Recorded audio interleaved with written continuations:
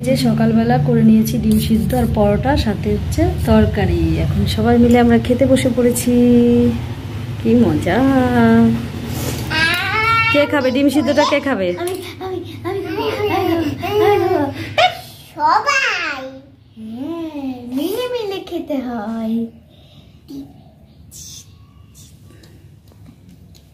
চলো বন্ধুরা, বাড়িতে কাজ হচ্ছে, মিস্ত্রি এসছে। আমাদের পায়খানার বাথরুম মানে পায়খানার ভেতরটা ভেঙে গেছিলো, তো ওইটা ঠিক করছে বাথরুমে। মিস্ত্রি এসছে, চলো দেখিয়ে দিই এখন কতটা সুন্দর হয়ে গেছে। চলো কাজ করছে, তোমাকে দেখাই। বাবা কাজ করতে করতে বসে পড়েছে। এই যে প্যানটা ভেঙে গেছিলো, তাই নতুন করে বসালো। আর আমাদের পাশের বাড়ি এই কাকা, উনি আজকে আসলো। মিস্ত্রি পাচ্ছিল না বাবা খুঁজে, আর বাবা তো জানতো না যে কাকা কাজ করে, যার কারণে দেরি হয়ে গেল একটু বসাতে। এই যে নতুন প্যান বসিয়েছে পাশে। আর এই পাশটা একটু জল দাঁড়াতো, একদমই ইয়ে হয়ে থাকতো, নিচু হয়েছিল, জল জমে থাকতো, যার কারণে এখানটা উঁচু করে দিল। বন্ধুরা, আমাদের ঘরে তো দেখলেই যে আমি হচ্ছে আমাদের বাথরুম তৈরি করছে, যে ওখানে বাথরুমে যেতে পারছি না, তাই আমি সেজুজুটির ঘরে এসেছি। বাথরুমে দেখতে পাচ্ছি সেজুজুটির ঘর। আর আমি মেয়েকে খুঁজে পাচ্ছি না, দুনিয়াদারি খোঁজাখুঁজি করছি। এখন আসলাম চলে ছাদে, দেখা যাক কী হয়। এই ঠাকুর, তোকে যে আমি ডাকছি, তুই ডাক শুনছিস না কেন?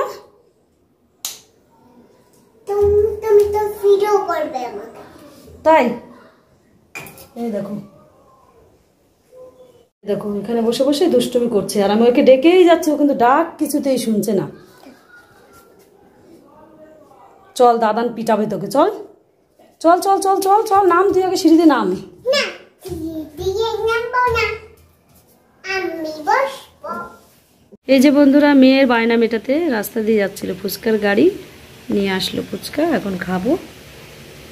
আমারও খেতে ইচ্ছা করছিল, একদমই যে খেতে ইচ্ছা করছে না তা নয়, তাই মেয়েকে বললাম জানিয়ে আয়, তুই আর আমি খাই।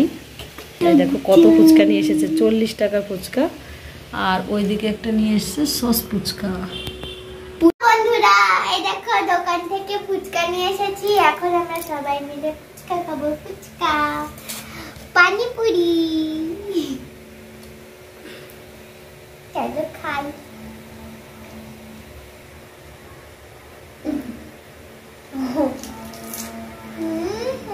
চলো খেয়ে নি তাহলে ফুচকা, তারপরে কথা বলছি তোমাদের সঙ্গে।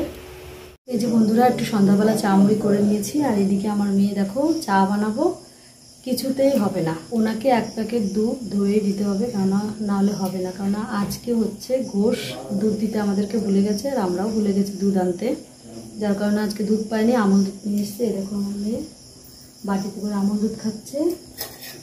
আর তো তখন দেখালাম আমি ফুচকা নিয়ে এসেছিলাম, এদের এতগুলো ফুচকা ওর জন্য রেখে দিয়েছে দিদিয়া।